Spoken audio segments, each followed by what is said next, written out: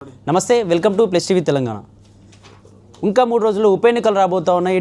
ఇతర రెండు పార్టీలు, ఇటు బీజేపీ, బీఆర్ఎస్, కాంగ్రెస్ పెద్ద ఎత్తున కూడా ప్రచారం జోరుగా సాగుతోంది. అసలు అక్కడ ఏ పార్టీ గెలిచే ఛాన్స్ ఉంది? ఇటు వేలమ, అలాగే ఇక్కడ రావు, అలాగే రెడ్డి, అలాగే దీనికి సంబంధించి బీసీ మధ్య కూడా పెద్ద ఎత్తున ఒక పోరైతే నడుస్తూ ఉంది. నిజంగా దీనికి సంబంధించి ఆల్ ఇండియా బ్రాహ్మిన్స్ అసోసియేషన్ సభ్యులు మనతో ఉన్నారు. అసలు వీళ్ళు ఎందుకు నవీన్ యాదవ్కి సపోర్ట్ చేయాల్సి వస్తుంది? ఇక్కడ నవీన్ యాదవ్ ఏం భరోసా ఇచ్చాడు బ్రాహ్మిన్స్కి? దీనికి సంబంధించి మాట్లాడదాం. అన్న చెప్పండి, ఎందుకు చాలామంది కూడా నవీన్ యాదవ్కి సపోర్ట్ చేస్తామని చెప్పి చాలామంది మాట్లాడుతున్నారు. కొందరు బీసీ వ్యక్తి అని చెప్పేసి, కొందరు ఇంతకుముందు ఓడిపోయినా కూడా చాలా రకాలు కూడా పనులు చేసిండు, మైనార్టీలకు కావచ్చు, బీసీలందరికీ కూడా మేలు చేసిందని చెప్పి రకరకాలుగా మాట్లాడుతున్నారు. మరి బ్రాహ్మిన్స్ ఎందుకంత నమ్మాల్సి వస్తుంది నవీన్ యాదవ్ని?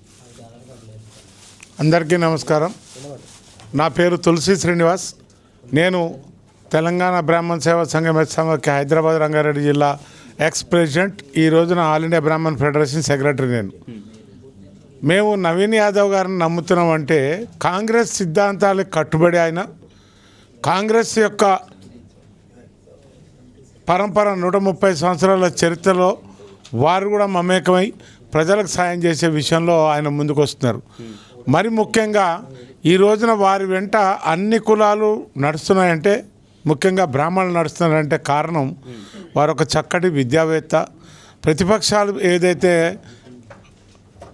కుట్రలు పన్ని వారి మీద కొన్ని రీల్స్ చేసి కొన్ని యూట్యూబ్ ఛానల్స్లో కొన్నిట్లలో ప్రచారం చేస్తున్నారో అవి వాస్తవాలు కావు. వారి మీద ఎక్కడైనా ఒక పెట్టి కేసు చూపించమనండి. కేటీఆర్ గారు అంత పెద్ద మనిషి, ఆయన ప్రతిపక్ష హోదాలో లేకపోయినా ప్రతిపక్ష నాయకుడు పాత్ర ఆయనే పోషిస్తున్నాడు. ఈ రోజున అసెంబ్లీలో ఇద్దరు బావబామరుదులు చెరోపక్క మైకులు వేసుకొని పొద్దున్న లేస్తే ఎదుటి వాళ్ళని దుమ్మెత్తి పోసి మాట్లాడుతున్నారు తప్పితే ఒక్క మంచి గుణం కనిపించలేదా మీకు ఏదైనా? ఆయన చక్కగా చదువుకున్న వ్యక్తి, బీఆర్కి చదువుకున్నాడు. ఇక్కడ ఆయన ఒక సొంత సంస్థ స్థాపించి దరిదాపుగా ఒక 500 మంది వ్యక్తులకు రకరకాల సహాయాలు చేశాడు ఈ రోజు వరకు. గత 2 సార్లు ఇక్కడి నుంచి పోటీ చేసి ఓడిపోయారు ఆయన. మరి అప్పుడు ఎవరికి గుర్తురాలేదా ఆయన రౌడీ షీటర్, వాళ్ళ ఫ్యామిలీ రౌడీ షీటర్ అనేది? ఈ రోజున ఓటమి భయంతో ఒక బురద జల్లాలి కాబట్టి ఎన్నికలని ముందు నుంచే ఒక పథకం ప్రకారం తయారు చేసే వ్యూహకర్తలలో ఎదుటి వ్యక్తిని డిమారలైజ్ చేయడం, వాళ్ళ యొక్క అస్తిత్వాన్ని కించపరచడం, క్యారెక్టర్ అసాసినేషన్ చేయడం. ఇందులో బీఆర్ఎస్ దిట్టలు, తండ్రి, కొడుకు, కూతురు, అల్లుడు, వీళ్ళ ఉద్యమ బాట ప్రధాన అంశమే ఆ రోజునిది. వాళ్ళు ఎప్పుడూ ఒకళ్ళ క్యారెక్టర్ అసాసినేషన్ చేయడం, వాళ్ళు మహాపతివ్రతలక మాట్లాడడం. ఈ రోజున నిజంగా కాంగ్రెస్ పార్టీ, సోనియా గాంధీ ఆ రోజున ముందుకొచ్చి తెలంగాణ ఇవ్వకపోతే ఈ రోజున తెలంగాణ ఉండేదా? తెలంగాణ వచ్చిన తర్వాత మీరు అన్న మాటలు ఏం కాపాడుకున్నారు? ఎవరికి ఎన్ని మంచి పనులు చేశారు? ఏ కులాలకు ఏం చేశారు? ఏ మతాలకు ఏం చేశారు? ఏ ఊర్లను అభివృద్ధి చేశారు? మీరు ఈరోజు మాట్లాడుతున్నారు పెద్దలు. ఎంతవరకు సమంజసం ఈ మాటలు? మీరు ఆలోచన చేయాలి. అంటే ఇక్కడ బీఆర్ఎస్ పార్టీ చాలాసార్లు చెప్తా ఉంది, ఇటు జూబిలీస్గా తెలంగాణ వ్యాప్తంగా 10 సంవత్సరాలుగా చాలా అభివృద్ధి సంక్షేమ పథకాలు తీసుకొచ్చినాం, కానీ కాంగ్రెస్ పార్టీ తెలంగాణలో అధికారంలోకి వచ్చినప్పటి నుంచి ఏ ఒక్క సంక్షేమ పథకం అమలు చేయలేదు. ఒక ఆర్టీసీ పెట్టి మహిళల కొట్లాడ పెట్టిన తప్ప ఎటువంటి సంక్షేమ పథకం అమలు చేయలేదని చెప్పేసి బీఆర్ఎస్ పార్టీ చాలా రకాలుగా ప్రచారంలో చెప్తా ఉన్నాం మాటలు. ఏం చెప్తారు దీనికి సంబంధించి? సార్, మీకు ఒక విషయం చెప్పాలంటే, గతంలో హరీష్ రావు గారు కొన్ని పోర్ట్ఫోలియోస్ చేశారు. అంటే ఒక పథకం ప్రకారం పోర్ట్ఫోలియోస్ చేసేది వాళ్ళ కుటుంబం. ఫస్ట్ కేటీఆర్ గారు పంచాయతీరాజ్, తర్వాత మున్సిపల్ అండ్ ఐటీ. అంటే ఒక సిస్టంలో ఒక్కొక్క పోర్ట్ఫోలియో చేయాలి, దాన్ని విచ్ఛిన్నం చేయాలి, తద్వారా వచ్చే లాభాలు పొందాలి. అదే మాదిరిగా హరీష్ రావు గారు ఇరిగేషను, ఎల్ఏ మినిస్టర్గా ఇట్లా రకరకాలైన పదవులు చేసి వాటి గుణగణాలను పాడు చేయడం, ఆ వ్యవస్థలను నాశనం చేయడం, వీరు డబ్బులు సంపాదించుకొని లబ్ధి పొందడం. ఏ మినిస్ట్రీలు వాళ్ళు చేశారో ఆ మినిస్ట్రీలకు వాళ్ళు ఎంత న్యాయం చేశారు అసలు? ఇది ఒక బేసిక్ పాయింట్. రెండోది, ఈ రోజున మీరు అడిగినటువంటి విధంగా బస్సులు ఫ్రీ చేసి లేడీస్ కొట్లాడబెట్టిరంటే ఎక్కడ కొట్లాడుకుంటున్నారు సార్? ఏ టీవీలో వచ్చింది? ఏ పేపర్లో వచ్చింది? ఏ న్యూస్ ఛానల్లో వచ్చింది? కనీసం 10 మంది ఎక్కడైనా కూర్చుంటే ఈ రోజున మీరు తిరుగుతున్నటువంటి సోకాల్డ్ జూబ్లీహిల్స్ కాన్స్టిట్యున్సీ ఏరియాలో ఎక్కడైనా 2-3 లేడీస్ జుట్లు పట్టుకొని నాకు బస్ సీట్ దొరకలేదన్న దాఖలాలు కనిపిస్తున్నాయా? జూబ్లీహిల్స్లో ఆర్టీసీ బస్సులు తిరుగుతున్నాయి కదా, జూబ్లీహిల్స్ కాన్స్టిట్యున్సీలో ఎక్కడైనా గడబడ కనిపించినాయా? ఎక్కడైనా ఎటువంటి విధ్వంసం జరిగిందా? వీరు మాట్లాడుతున్నారు ఒక ఆర్టీసీ బస్సులు వేసిరని. 10 సంవత్సరాల కాలంలో రేషన్ కార్డు ఇవ్వలేదండి వారు. ఈ రోజున రేషన్ కార్డులు ఇస్తుంది ప్రభుత్వం. 500 రూపాయలకు ఫ్రీ గ్యాస్ సిలిండర్ ఇస్తోంది. ఇట్లేదా? 200 రూపాయల యూనిట్ల కంటే తక్కువ కరెంటు వాడితే వాళ్ళ ఇంటికి పోయి కాంగ్రెస్ ఆఫీషియల్స్ జీరో బిల్లు ఇచ్చొస్తున్నారు. ఎలక్ట్రిసిటీ బోర్డు ఆఫీసర్సు కరెంటు 200 యూనిట్ల లోపల వాడుకున్న వాళ్ళకి పోయి జీరో బిల్లు ఇంటికి పోయి సగౌరవంగా జీరో బిల్లును కూడా ఒక గౌరవప్రదంగా ఇచ్చొస్తున్నారు. 6 కిలోలు పర్ హెడ్ సన్న బియ్యం ఎప్పుడైనా ఇచ్చిన ముఖాలన్నా వీళ్ళు? ఇవేనా పథకాలు అమలు కాలేదనేది వారు చెప్పేది. వారు చేసిన విచ్ఛిన్నానికి ఈ రోజున ఇంత త్వరితగతిన కోలుకుని ఇప్పటికే 6-7 పథకాలు మేము అమలు చేసాం. నోరు తెరిస్తే 420 స్కీమ్స్ అంటాడు కేటీఆర్ గారు. వారే 420 భలే పెట్టుకున్నాడు ఆయన పేరు. ఆయన పొద్దున్న లేసాడ మాట్లాడినా 420 ఆయన దాన్ని చెప్పుకుంటున్నాడు డైరెక్ట్గా ఆమె 420 అని. 420 పథకాలు ఎవరు చెప్పారా నీకు? ఏ పుస్తకంలో రాసినావు? ఏ గ్రంథంలో ఉంది అది?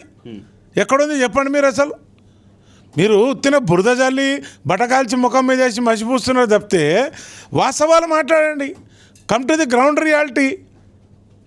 మీ ధరణి పోర్టల్ తోటి ఎన్నడో 70-80 ఏళ్ల క్రితం భూములు అమ్ముకున్న వాళ్ళని తీసుకొచ్చి వారసులను చేసి ఈరోజు ఆస్తిపరులని ఫకీర్లను చేసి కొట్లాడబెట్టి తాకట్లు పెట్టి జనాల మధ్యలో విధ్వంసాలు క్రియేట్ చేసింది మీరు కాదా? ధరణి పోర్టల్తో ఎన్ని కుటుంబాలు నాశనమైనవి, ఎంతమంది రైతులు రోడ్డు మీద పడ్డారు తెలియదా? తీయండి, చెప్పండి, ఫ్యాక్ట్స్ మాట్లాడండి, శ్రీరంగనీతులు చెప్పకండి. ఇక్కడ జూబ్లీహిల్స్లో నవీన్ యాదవ్ గెలిస్తే హైడ్రా పేరుతో పేద మధ్యతరగతి ఇల్లు మొత్తం కూల్చేస్తుంది జాగ్రత్త అని చెప్పి కూడా ప్రచారం చేస్తున్నారు. బాకీ కార్డులతో కూడా ప్రచారం చేస్తుంది కేటీఆర్. ఏం చెప్తారు దీనికి సంబంధించి? సార్, ఇప్పుడు కారు వస్తుంది, బీఆర్ఎస్ వస్తే, కాంగ్రెస్ వస్తే బుల్డోజర్ వస్తుంది అంటున్నాడు. ఓకే సార్, నేను వారి మాట కామెంట్ మీద నేను కూడా చెప్పదలుచుకున్నా. కారు వస్తుంది, బీఆర్ఎస్ వస్తే ఓకే, ఎవరికి వస్తుందండి కారు? రహమత్ నగర్లో ఉన్న ఒక ముస్లిం సోదరుడికి వస్తుందా? అదే వడ్ర బస్తీలో ఉన్న ఒక వడ్రాయనకు వస్తుందా కారు? బుల్డోజర్ వస్తుంది. ఎక్కడికి వస్తుంది? ఎవరు నిరుపేదల భూములను కబ్జా పెట్టారు, ఎవరు ప్రభుత్వ భూములను కబ్జా పెట్టారు, ఎవరు చెరువులు కబ్జా పెట్టారు. ఈ రోజున మీరు గత 2 సంవత్సరాల్లో ముఖ్యమంత్రి గారు తీసుకున్నటువంటి చర్యలను మీరు ఒకసారి చూసినట్టయితే హైదరాబాద్లో అంటే ఇప్పుడు ఆల్మోస్ట్ ఇప్పుడు కూడా రైన్స్ పడుతున్నాయి మధ్య మధ్యలో 2 days 3 daysకి ఒకసారి. ఎంత కంఫర్టబుల్గా రెయిన్ వాటర్ బయటకు వెళ్తుందో మీరు అందరు చూస్తున్నారు. ఈ సమస్య అనేది ప్రతి మహానగరానికి ఉంది ఇండియాలో, ఒక హైదరాబాద్కే లేదు నీరు మునిగిపోవడం అనేది. కానీ దానికి ప్రతికూల పరిస్థితులను క్రియేట్ చేసి వాటర్ని బయటికి పంపించే మార్గాలు చూడాలి. హైడ్రా పనిచేస్తున్నది వాటి గురించి. పేదల ఇల్లులు కూలగొట్టడానికి, జూబ్లీహిల్స్ని కూలగొట్టడానికి, రహమత్ నగర్ను కూలగొట్టడానికి, లేకపోతే సోమాజిగూడ కూలగొట్టడానికి, వెంగళరావు నగర్ కూలగొట్టడానికి కాదు హైడ్రా పెట్టింది. హైడ్రా పెట్టింది ఆక్రమణలను తొలగించడానికి, చెరువులను పరిరక్షించడానికి, ప్రభుత్వ భూములను పరిరక్షించడానికి, నిరుపేదల ఇళ్ళని ధ్వంసం కాకుండా పరిరక్షించడానికి. మీరు చెప్పిన హైడ్రా పెట్టిన తర్వాత ఈ రోజు వరకు ఎవరైనా నిరుపేదలు సరిగా రోడ్డు మీకు ఇచ్చింది ఉందా? ఆ రోజు మూసీ రివర్ విషయంలో మా ముఖ్యమంత్రి గారు ఇక్కడి నుంచి 130-135 కిలోమీటర్లు బై రోడ్డు వెళ్ళి మూసీ పర్యావరణ ప్రాంతం అంతా ఎంకరేజ్మెంట్స్ అన్నీ తీసేసి వీరందరికీ చక్కటి నివాసాలు ఏర్పాటు చేద్దాం, ఎప్పుడు మునిగిపోతే ఎటువంటి పరిస్థితులు వస్తాయని చెప్పి ఆయన చక్క ప్రణాళిక చేస్తే ఈ పెద్ద మనిషి కిషన్ రెడ్డి గారు పోయి ఆడ అనుకున్నాడు. బీజేపీ నాయకులందరూ తెల్లాళ్ళు జాగరణ చేసిర్రు. వాళ్ళు పోయి ఏమో మూసినది వెంబడి తిరిగి ఇది వింగేస్తారు, పీల్చేస్తారు, పిప్పి చేస్తారు, అది చేస్తారని చెప్పారు. అయ్యా మరి మొన్న వరదలు వచ్చినాయి, వాళ్ళని కాపాడడానికి ఎందుకు రాలేదండి మీరు అందరూ? ఏడికి పోయింది కమలం పువ్వు? ఏడికి పోయింది ఆ కారు? ఎందుకు రాలే? వాళ్ళ గురించి మాట్లాడడానికి మూసినది ఒడ్డున మునిగిపోయి నీళ్ళల్లో ఇరుక్కపోయిన వాళ్ళని ఎవరు సేవ్ చేసిర్రు?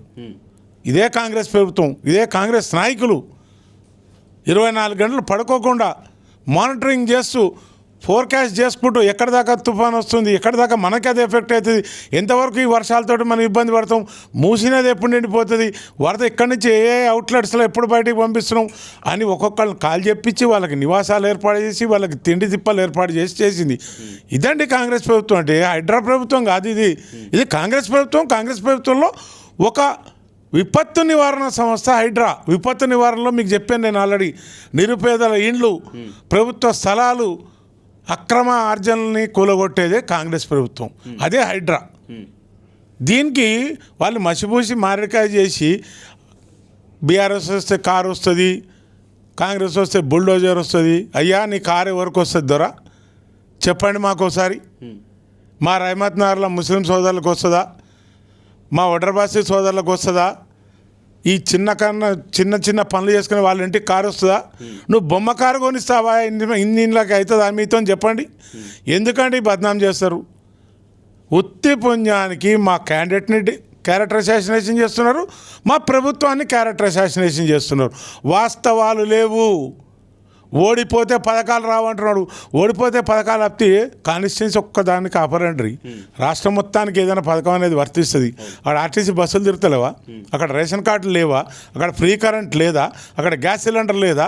జూబ్లీస్కి ఏమైనా ప్రత్యేకంగా గోడ కట్టి తాళం వేస్తారండి? గేట్ పెట్టి ఎవడైనా? ఎట్లాంటి ప్రచారాలు చేస్తారండి వీళ్ళు? ఇదా కేటీఆర్ గారు మీరు చెప్పేది? ఇదేనా మీ ఉద్యమ పందా మాట్లాడే విధానం? ఇదేనా మీ స్టైల్ ఆఫ్ ఫంక్షనింగ్? ఇక్కడ తెలంగాణలో కాంగ్రెస్ పార్టీ అధికారంలోకి వచ్చినప్పటి నుంచి బ్రాహ్మిన్స్కి ఏం చేసింది అంటే ఏం చెప్తారు? ఏమన్నా మీకు సంబంధించిన పథకాలు ఏమైనా అమలు చేసిందా? ఏదైనా మీకు సంబంధించినటువంటి ఇష్యూస్ విషయంలో? సార్ ఇదివరలో బ్రాహ్మణ్ కార్పొరేషన్ పరిషత్తును ఏర్పాటు చేసి ఒక 10 ఎకరాల ఎలకేషన్ చేసి భవనం కట్టారు. అది అన్ని కులాలకి స్థలాలు ఇచ్చిన రోజున ఎవరిది వాళ్ళకి కుల సంఘాలకు హ్యాండ్ ఓవర్ చేసి వాళ్ళు నిర్మాణం చేసుకోవడానికి ఇచ్చారు. ఇక్కడ ఇది నిర్మించి దాన్ని వాళ్ళ కంట్రోల్లో ఉంచుకుంది గవర్నమెంట్, మాకు ఇయ్యలేదు. రెండోది, ఇప్పుడు అత్యంత పవిత్రంగా భావిస్తాం బ్రాహ్మణులు. ఏదైనా పూజలు, ఏదైనా కార్యక్రమాలు, ఒకవేళ ఎవరైనా చనిపోయిన ప్రతి ఒక్కటి కూడా ఒక ఆచార వ్యవహారాలతో చేస్తాం. ఈ ఆచార వ్యవహారాలతో చేసుకోవాల్సినటువంటి ఆ భవనం, మా బ్రాహ్మణ భవనాన్ని ఈ రోజున ఒక ప్రైవేట్ కాంట్రాక్టర్ చేతిలో పెట్టి, క్యాటరింగ్ ఆయన చేతిలో అక్కడ నాన్ వెజిటేరియన్ ఫంక్షన్స్ కూడా అద్దెకిస్తున్నారు.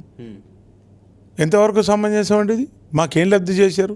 అదే ఈ రోజున శ్రీధర్ బాబు గారు మా మంత్రివర్యులు 10 సంవత్సరాలు బ్రాహ్మణుడికి ఎక్కడ అధికారం లేదండి రాజ్యాల్లో. 10 ఏళ్ళ వాళ్ళ రాజ్యాల్లో. కాంగ్రెస్ ప్రభుత్వం వచ్చాక శ్రీధర్ బాబు గారికి మంత్రి పదవి దొరికింది. ముఖ్యమంత్రి గారితో ఈక్వల్ స్థానంలో 2-3 మంత్రులలో వీరొకరుగా పనిచేస్తున్నారు. మాకు రీసెంట్గా ఓవర్సీస్ ఎడ్యుకేషన్ ఏదైతే కేసీఆర్ గారు గవర్నమెంట్లో 2021లో ఇంటర్వ్యూస్ చేసి 2022లో వాళ్ళందరికీ పెద్ద ఎత్తున హరీష్ రావు గారు వాళ్ళందరికీ లెటర్స్ ఇచ్చారు, ఎలకేషన్ లెటర్స్, మీకు ఫండ్స్ శాంక్షన్ అయినాయి. ఆ లెటర్స్ పట్టుకుని అందరు ఆశపడి పాపం తల్లిదండ్రులు ఉన్న 100 గజాలు 200 గజాలు ఇల్లు తాకలు పెట్టి లేకపోతే అప్పులు చేసి బ్యాంకు లోన్లు ఎత్తి అమెరికాలు పంపిస్తే వాళ్ళకి రూపాయి బిల్లు ఇవ్వలేదండి ఇక ప్రభుత్వం. ఉత్తి లెటర్లు ఇచ్చారు అంతే. వాటిని అన్నింటిని ఇప్పుడు ఈ ప్రభుత్వం క్లియర్ చేస్తుంది. రాబోయే ఏళ్ళలో పూర్తి స్థాయిగా బ్రాహ్మణ పరిషత్ని ఏర్పాటు చేసి బ్రాహ్మణులో ఉన్నటువంటి అర్చకులని, అదేవిధంగా నిరుపేదలకి విద్యా విధానంలో అందరితో పాటు సమానంగా వీళ్ళకి అన్ని కల్పించే మార్గం చూస్తున్నారు. ఇది సనాతన ధర్మం అనేది నిజంగా కాపాడబడాలంటే బ్రాహ్మణులు బాగుండాలి. ఎందుకంటే ఈ రోజునటువంటి బై డిఫాల్ట్ మాకు భగవంతుడు ఇచ్చిన వరం, ఈ జన్మ మాకు ఈ కులం ఇచ్చింది, ఈ జన్మలో దేవుడు ఇచ్చిన వరం. సో ఈ కులానికి తగ్గ విధంగా మేము కూడా పనిచేయాల్సిన అవసరం ఉంటుంది. ఈరోజు ఏదైతే సనాతన ధర్మం గురించి పెద్దలు చెప్తున్నారు చాలామంది నాయకులు, బీజేపీ నాయకులు, ఈ సనాతన ధర్మాన్ని ఆచరింపజేయాలంటే బ్రాహ్మణుడు బతికి ఉండాలి. నువ్వు బ్రాహ్మణుని ఎడబతికిస్తున్నావు. కాంగ్రెస్ ప్రభుత్వం మీరు ఒక్కసారి గత 70-60 ఏళ్ళ చరిత్ర తీసుకోండి. స్వతంత్రం వచ్చిన కాలం నుంచి ఎంతమంది ముఖ్యమంత్రులు రాజకీయ పరంగా తీసుకోండి, ఎంతమంది ముఖ్యమంత్రులు రాష్ట్రాలకు కాంగ్రెస్ వాళ్ళు ఉన్నారు, ప్రధానమంత్రులు కాంగ్రెస్ వాళ్ళు ఉన్నారు, బ్రాహ్మణులు రాష్ట్రపతులు ఉన్నారు, గవర్నర్లు ఉన్నారు, కీలక పాత్రలలో ఉన్నారు. ఈరోజు ఎక్కడ ఉందండి సంఖ్య? ఎందుకు మమ్మల్ని దొక్కేస్తున్నారు? ఎందుకు మమ్మల్ని దొక్కేస్తున్నారు? మరి సనాతన ధర్మం ఎట్లా బతకాలి? పూజ ఎవరు చేయాలి? ఆచార వ్యవహారాలు ఎవరు కాపాడాలి? నేను వచ్చే జన్మలో ఏం పుడతాను నాకు తెలియదు, జన్మ ఉంటుందో లేదో కూడా తెలియదు. కానీ భగవంతుడి జన్మలో నాకు ఇది ఇచ్చాడు కదా, నన్ను ఈ ధర్మం పాటించమంటున్నాడు. అంటే మీరు ఒక్క విషయాన్ని ఆలోచన చేయాలి. భగత్ స్వరూపాల్లో ఏ స్వరూపంలో కూడా బ్రాహ్మణుడు లేడు. బ్రహ్మ గాయత్రి ఎక్కడైనా గుళ్ళు ఉన్నాయా? ఎక్కడైనా పూజలు ఉన్నాయా వాళ్ళకి? మరి శివుని మేమే మోస్తున్నాం, రాముడిని మేమే మోస్తున్నాం, కృష్ణుడిని మేమే మోస్తున్నాం. అందరు దేవుళ్ళని అంటే భగవంతుడికి భక్తుడికి మధ్యలో అంటారు చూడండి, అంబికా దర్బార్ బత్తి అగరబత్తిలాగా. మా పని అగరబత్తి, మా బ్రాహ్మణుని పని అగరబత్తి అయిపోయింది. మా పని మాతో అన్నీ కావాలి, మాతో మంచిగా చెప్పించుకోవాలి, శాస్త్రాలు చెప్పించుకోవాలి, పూజలు చేయించుకోవాలి, వారి యొక్క అన్ని విధానాలు ఇబ్బందులను తొలగించుకోవాలి. కానీ బ్రాహ్మణుడు ఉన్నత స్థాయికి రావద్దు. ఓకే సార్, చివరిగా జూబ్లీహిల్స్ ప్రజలకు, మీ బ్రాహ్మణ్స్ ఓటర్స్ కావచ్చు, ఇతర ఓటర్స్ అందరికీ ఏం చెప్పాలనుకున్నాం మీ తరపున? సార్, బ్రాహ్మణ సోదరులకి నా యొక్క అపీల్, బ్రాహ్మణుడు ఏ ఒక్కరు కూడా బ్రాహ్మణ సోదరమణులు, తల్లిదండ్రులు భావించే నా పెద్దవాళ్ళందరికీ నా మనవి, విద్యావేత్తలు, సాఫ్ట్వేర్ ఎంప్లాయీస్ అందరికి కూడా ఓటు హక్కున్న ప్రతి ఒక్కరికి, జూబ్లీస్ ఉన్న ప్రతి ఒక్కరికి ఈ రోజున కాంగ్రెస్ చరిత్ర ఒక్కసారి మీరు తిరిగేసి చూసుకోండి. యూట్యూబుల్లో వచ్చేటివి, వాట్సాప్లలో వచ్చేటివి, లేదా ఛానళ్ళలో చెప్పే ఇప్పుడు పేడ్ ఆర్టికల్స్ చెప్పే వాటిని నమ్మకండి. బ్రాహ్మణులకు ఎంత ప్రాధాన్యత ఇచ్చింది ఆ రోజైనా కాంగ్రెస్. ఈ రోజున 10 ఏళ్లలో వాళ్ళు అయినటువంటి ప్రాధాన్యత ఈ రాష్ట్రంలో శ్రీధర్బాబు గారికి ఇచ్చి కీలక పోర్ట్ఫోలియో ఇచ్చి వారు మరి అత్యంత కష్టపడి 4 లక్షల కోట్ల రూపాయలు ఇన్వెస్ట్మెంట్స్ పట్టుకొచ్చిన వ్యక్తి శ్రీధర్బాబు గారు. వారు మరి ఈరోజు ఇన్ఛార్జ్గా ఇక్కడ ఒక సోమాజిగూడ డివిజన్కి పనిచేస్తున్నారు. ఒక సద్బ్రాహ్మణుడు స్వచ్ఛందంగా 16 గంటలు పనిచేస్తున్నాడు ఈ రోజు నేను ఇక్కడ. మీరందరూ కూడా వారి నాయకత్వాన్ని బలపరచండి. వారు చక్కగా మనకు అన్ని పథకాలు చేసి పెడతారు. మనం ఖచ్చితంగా నవీన్ యాదవ్కి ఓటేద్దాం, హస్తం గుర్తు మీద ఓటేద్దాం. ప్రతి ఒక్క బ్రాహ్మణుడు 11వ తారీఖు పొద్దున్నే 7 గంటలకే పోలింగ్ బూత్కి రండి. మీ ఓటు ఎవరో దుర్వినియోగం చేయకుండా మీరే సద్వినియోగం చేసుకోండి. అందరు ఓట్లు ఒక దగ్గరికి తీసుకురండి.